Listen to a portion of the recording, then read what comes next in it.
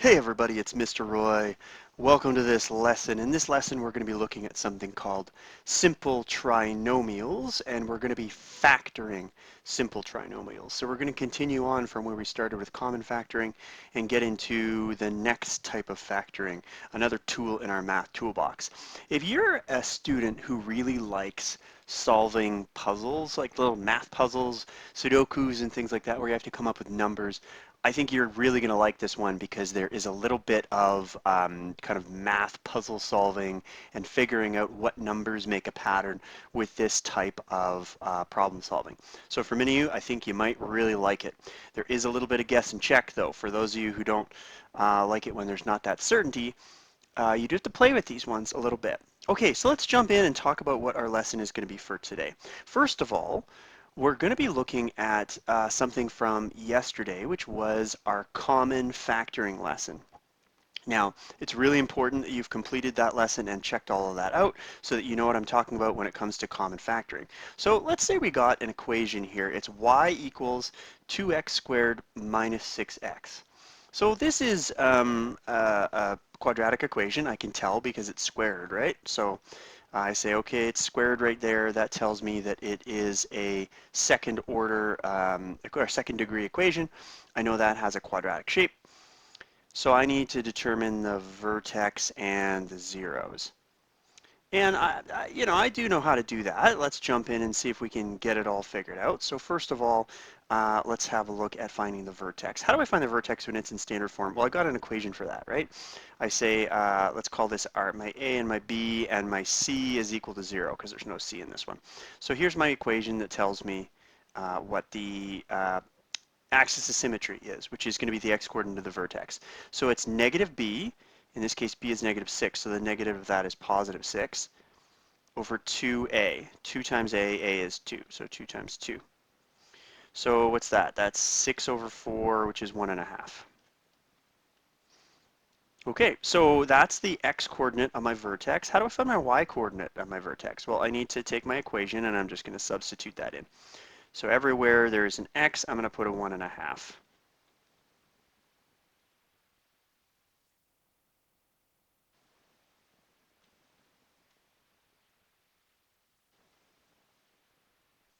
And let's see what we get when you do that. We get negative 4.5. So that's going to be our vertex. So we can say, okay, our vertex is at 1.5 and negative 4.5. So far, so good. Now let's try and find the zeros. Now zeros, you can't really find zeros when it's in standard form. Factored form, it's pretty easy. So maybe if we can put this in factored form, then we'd be able to find the zeros. Well, yeah, let's do that. So let's take our equation. Our equation is y equals 2x squared minus 6x. And let's see if we can come up with a common factor. So I'm going to try and figure out what I can common factor out of here. Well, I can divide a 2 out of both of those terms because they're both evenly divisible by 2. And I can take at least one x out of both of those terms. So what's that going to leave me? My first term, I divide out the 2 and the x. I've got 1x left over. And my second one, negative 6 divided by 2 is 3. And the x divides out, so we're just left with minus 3. And I could check that just by multiplying through the brackets to make sure that it works out the same, which it does. Okay, so here is my factored form, which is great. Now really, when I'm looking at this one right here, really what that is in brackets, it's x plus 0, right?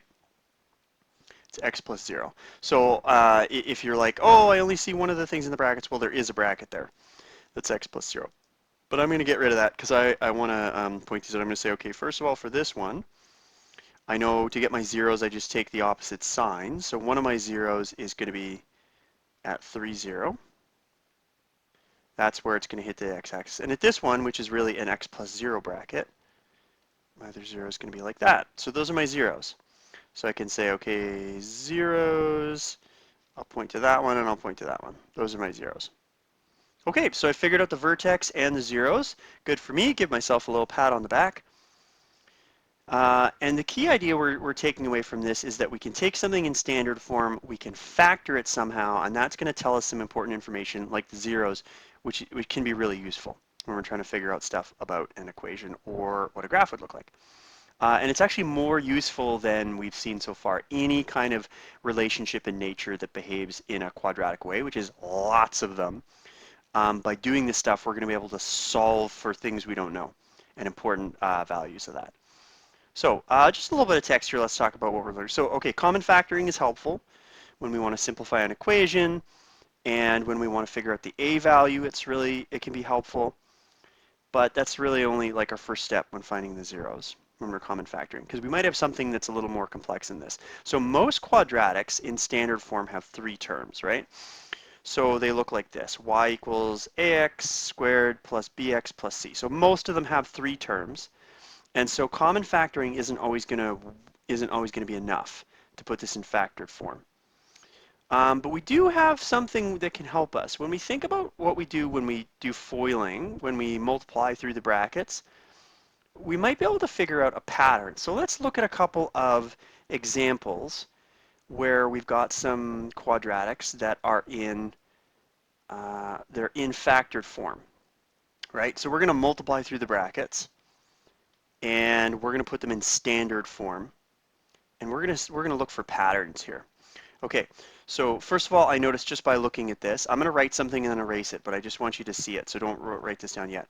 My zeros, right? I can see from my zeros that my zeros are going to be x equals -2 and x equals -3, and I could write that as -2, 0, and -3, 0. Okay, so that's just important to notice that by looking at it, I can really quickly tell what my zeros are. I'm going to erase that though, because I want to kind of dive in here on multiplying through the brackets. So here we go. We'll multiply first, outside, inside, last. Let's see what we get. So x times x is x squared, x times 3 is 3x, 2 times x is 2x, and 2 times 3 is 6. Let's collect our like terms together. 3x and 2x can be added together to be 5x. So what I end up with is x squared plus 5x plus 6. Now here's the pattern. I noticed that in my equation I had a 2 and a 3 in there, right? I had a 2 and a 3. Well, looky here, I notice a little pattern. This 5 that's in the middle, well, that's 2 plus 3. Do those numbers look familiar? They should. They're right up here at the top. What about this number right here at the end, 6? Well, that's just 2 times 3. Do those numbers look familiar? Well, they should. They're right up here at the top. Okay, so we've discovered that those numbers inside the brackets, when we multiply it all out, are actually represented here in our standard form. The middle term is those two numbers added together with an x, of course, multiplying the x, and the last term is those two numbers multiplied together. Let's see if that pattern holds true for our next one. So let's FOIL this one out. So we'll go first, outside, inside, last, and we'll deal with that 2 later. So I'm going to leave the 2 out front for now. And x times x is x squared, x times -3 is -3x, 1 times x is 1x, and 1 times -3 is -3. Let's collect our like terms inside the bracket. -3x plus 1x, that's -2x minus 3. Okay, so far so good. Now let's actually leave that 2 there for now, because I want to point out the important thing here is what I'm seeing inside the brackets. What do we got here and what do we got here? Well, my first one, -2, is actually 1 plus -3. It's the two numbers added together. And -3 is actually 1 times -3. So we've seen that same pattern again. These two numbers that are in the brackets that would help us find our zeros if we wanted to find them for this, when we multiply all that out, we're going to find that they add together here and multiply together here. Add together here, multiply together here. So that's our really important pattern that we want to take note of. So we're going to say when we expand a pair of brackets, sorry, I'll give you a moment to write that down. So we're going to say when we expand a pair of brackets, we usually get a trinomial, which is 3 terms. Sometimes there's a value in front of the x squared term that we could common factor out, or sometimes there isn't, and it's just an x squared. So for that reason, we're going to call these expressions simple trinomials. And that's where this title for this lesson and this terms come from. Simple trinomials just means a trinomial that simply has an x squared in the front and no coefficient in front. Or if it does have a coefficient in front, it's a coefficient that we could factor out and put it out in front of the brackets. Okay, let's actually try this new pattern that we found out. Let's dig in. So first of all, we say, okay, if we want to factor a simple trinomial, this is the pattern we're going to follow. The first thing we always need to do, always, is think back to yesterday's lesson and say, is there a common factor? Is there something that we can factor out of every term in order to make it simpler? Is there a common factor? If the answer is yes, we got to take care of that and common factor first. If the answer is no, there's no common factor, then we know, okay, let's move on to step 2. And then we have to find two values. The two values are going to add to the middle, and they're going to multiply to the end. So this is where that pattern recognition comes in. We need to look at our standard form quadratic, look at the middle term, and look at the last term, and say, what two numbers add to the middle term and multiply to the end to the last term? Let's actually try that out and do a little bit of practice and see if we can get used to this pattern matching. Okay, so here's our first two.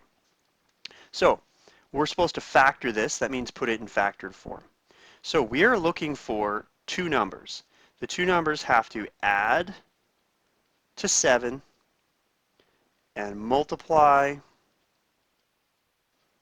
to 12. Two numbers need to add to 7, multiply to 12. Now you can start playing with that to figure it out. You might already have those numbers in your head. What I would recommend is an easy way to do it is using the multiply is a bit easier. So let's just write 12 over here. And let's just start writing factors of 12 that we could split it into. So two different numbers. I could go 1 times 12. I could go 2 times 6. I could go 3 times 4. You notice I just went 1, 2, 3 and used any ones that I had. And oh, I've found a pair of numbers that work, 3 and 4. Those add to 7 and multiply to 12. Perfect. So we've found our two numbers. So here's what we'll do. We're going to set up our brackets, just like that.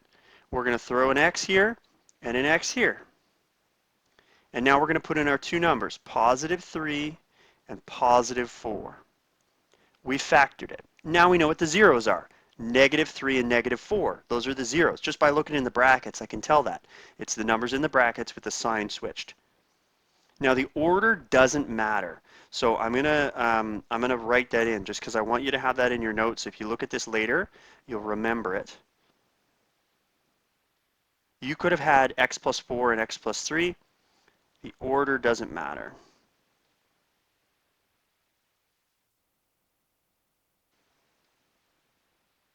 Okay, so we figured it out. 3 and 4 are our two numbers. Let's move on to our next one. Let's give this one a try. Okay, so I'm looking for two numbers. They're going to add to 7 and they're going to multiply to 10. So easiest way to do it is to take our multiplying one and we'll say, okay, how do we get to 10? Well, we could go 1 times 10. Or we could go 2 times 5.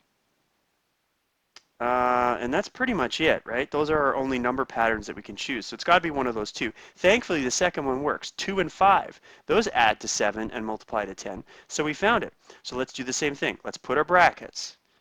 Putting in our brackets. Let's put an x here. Let's put an x here. Let's put a plus 2 and a plus 5. We factored it. If we multiply, if we did foiling through the brackets, we would get back to our original standard form quadratic.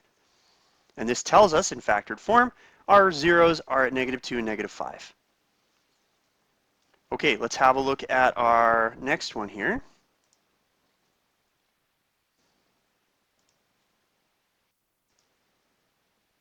So you'll find that that these may be in kind of like a different spot on my screen than in your sheet, so just make sure to match them up. Okay, so my next one, C, I've got x squared minus 24 minus 2x. Now this one may have something fishy about it, and you may have noticed that, this one's not in the right order. So it's actually really important. We got to make sure the equation is in the right order before we do any work on this one. So before we can actually factor this one, we got to make sure that this equation is in the right order. And it's not. So we're going to have to switch it around, but that's easily done. So we're going to say, okay, we'll keep our x squared first, our x term is next, and our regular numbers at the end. Okay, now we're good to go. Let's see if we can find our two numbers. Our two numbers need to add to negative 2 and multiply to negative 24. Now, if we're multiplying and getting a negative number, that should tell us that one of the numbers is negative. That should tell us that one of the numbers is negative. So we'll say, okay, to get to 24, I'm just going to use the positive one here.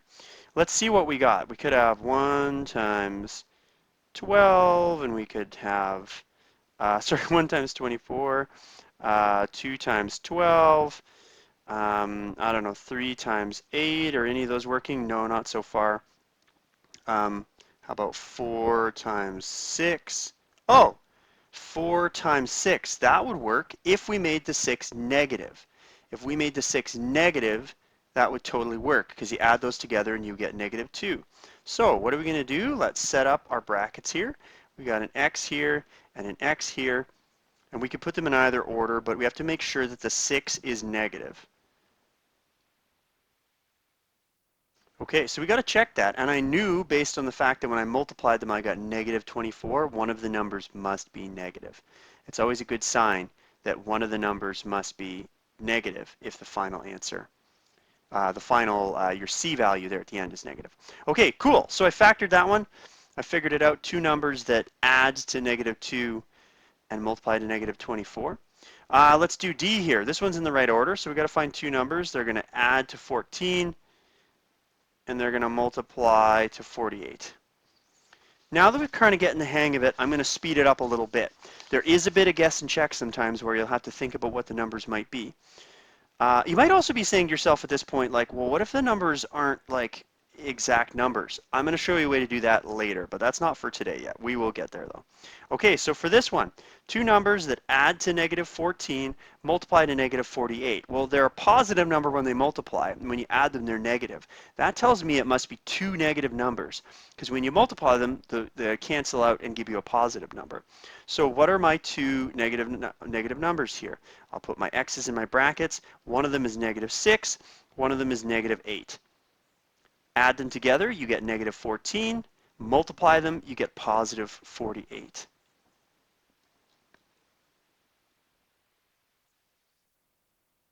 Okay, moving on. Let's go to E.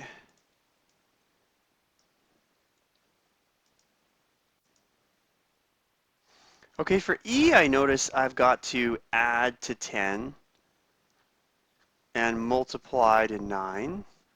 Since those numbers are close, that makes me actually think that my two terms, my two zeros in my brackets, are going to be very far apart. One of them is a really small number and one of them is a really big number.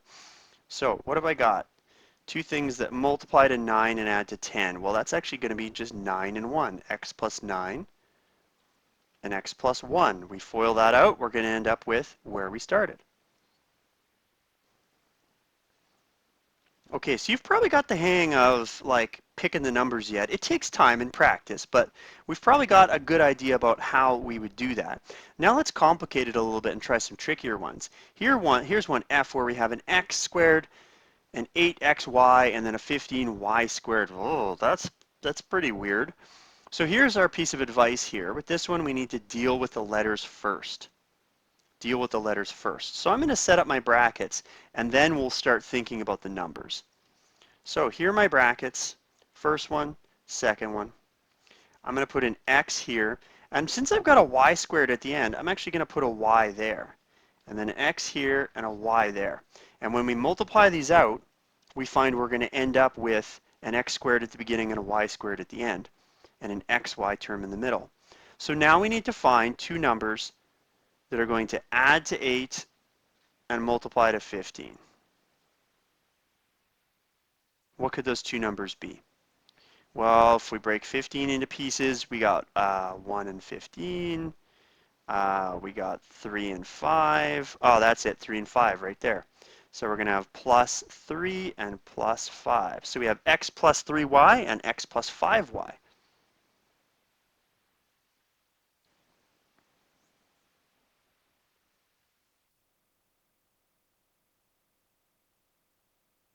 Okay, let's move on to G.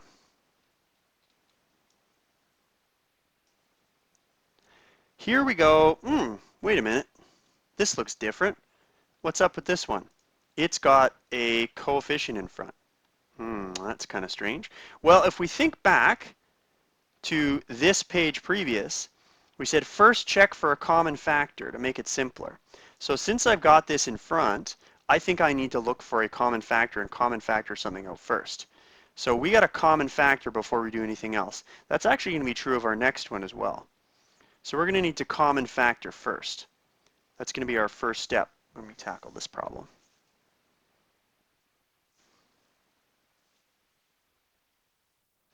So let's do it. Let's common factor first. What can I factor out of these? Well, they don't all have an x, but I can divide a 2 out of each of them. So if I divide a 2 out of my first one, I'm just left with x squared. My second one, I have 2x, negative 2x, and my last one, I have minus 8. So I factored out, by common factoring, out a 2. Now I'm left with a simple trinomial. My a value in front is just a 1. That's great. So that means I can proceed to split this into two different brackets like this, with an x here and an x here. Now what numbers would go into the brackets? We notice we've got to multiply to get a negative 8 and add to get negative 2. If we're multiplying and ending up with a negative answer, I know for sure that one of these has got to be negative and one of these has got to be positive. But what are my two numbers? Well, I could have negative 4 and positive 2.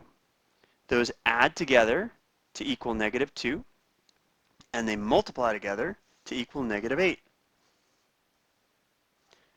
How about this one over here? Let's common factor this one first. All terms have at least I can at least divide a 3 out of them, and I can also divide an x out of each of them. So I'm going to common factor out a 3x. What does that leave me with in my first term? The 3 factors out, one of the x's factor out, leaves me with an x squared. My next one, a 3 factors out, 9 divided by 3 is 3, and one of the x factors out. And my last one, 84 divided by 3 is going to be 28, and the x factors out. So I've done my common factoring, and I factored out a 3x. Let's put our brackets. Here we go. I got an x here. I got an x here. I notice they multiply to be a negative number. So I know one of them must be negative, and one of them must be positive. What values are going to multiply to 28, to negative 28, and add to negative 3? Well, 7 and 4 will multiply to 28. So negative 7 and positive 4 will multiply to 28 and add to negative 3.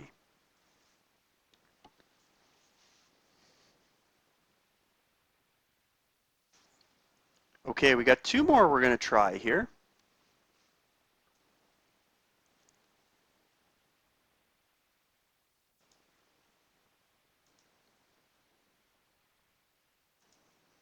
In just practicing our factoring skills. So here we go.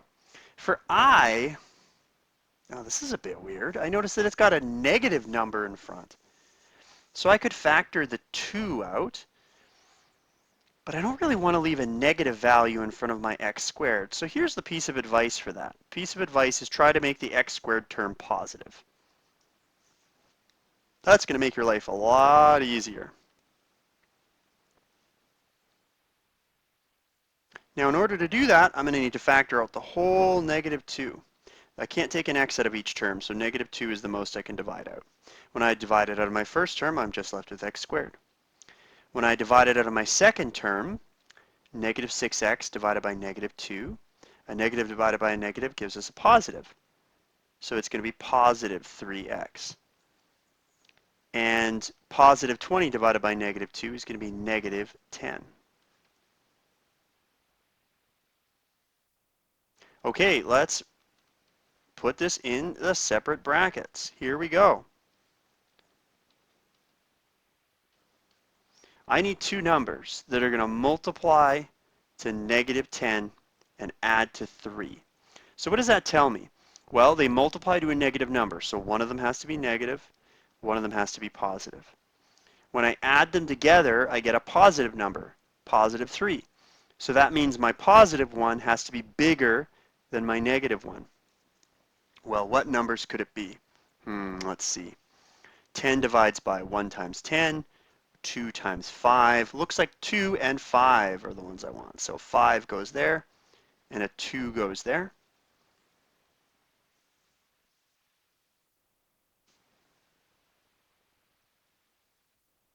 And here's our last one. This one is also a bit tricky. It's x to the 4 plus 7x squared minus 18. Well, here's how we would tackle kind of a weird one like this. I can actually go straight to putting the brackets in. And instead of having an x here, I'm going to have an x squared here and an x squared here. When I multiply those together, I'll get my x to the 4. You can kind of think about this as being half of x to the 4. Okay, so let's put our numbers in. I notice they multiply to be negative, so one of my numbers is going to be negative, one of my numbers is going to be positive. I've been putting the negative one first, but it doesn't really matter. You could put them in either order, right? So I need to find some number that's going to multiply to negative 18 and add to 7. I know my positive one needs to be bigger because when I add them together, I get a positive number. Well, 18, let's see, 1 times 18, those don't work. 2 times 9, oh yeah, that works, 2 times 9.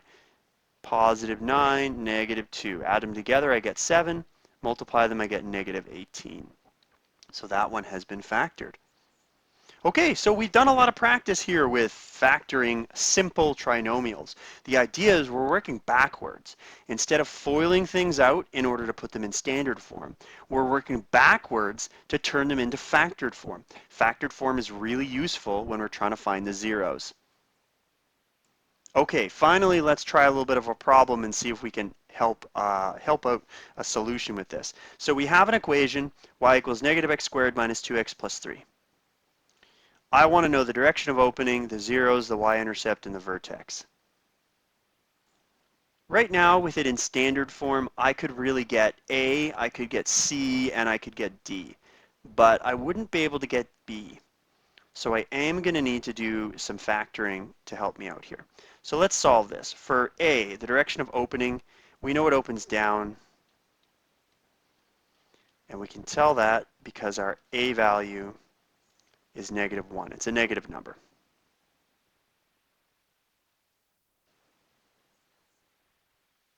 For B, I want to get my zeros. How do I get my zeros? Well, I'm going to need to do some factoring. So here's the first thing I'm going to do. I'm going to factor out that negative 1. I'm going to divide them all by negative 1. What does that do? Well, that just really changes the sign of everything in there. It doesn't change the value, but it changes the sign.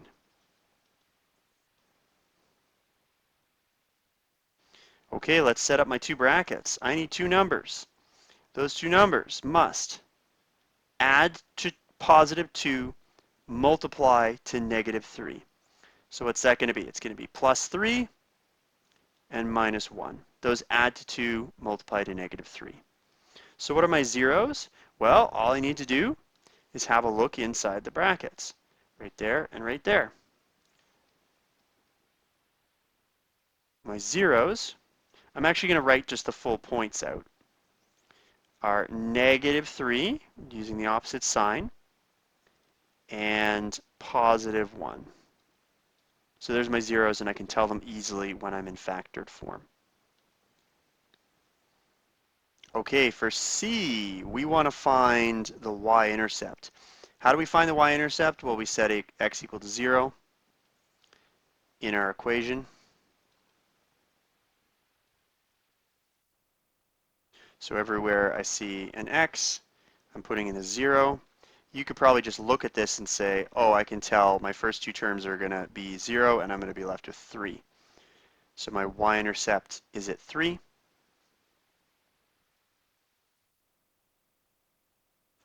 For D, my vertex, well, I can use my equation from standard form, or I could use my zeros. Either of those would work. I can take my zeros and I can find the average, or I can take my good old equation of negative b over 2a. So negative b would be 2 over 2 times a is negative 1. So that works out to be negative 1. Now let's take our equation and put a negative 1 in wherever we see an x. If I work that out, what do I get? I get a value of 4. So that means my vertex is going to be at negative 1 and 4. Okay, so factoring helped us. It helped us find those zeros, which is one of the essential elements for there. And that's a skill that we didn't have before this lesson. Okay, on the bottom of the sheet are some problems to practice. Let's go forth. Let's do some math. Let's work hard. Let's work smart. Let's reinforce that learning.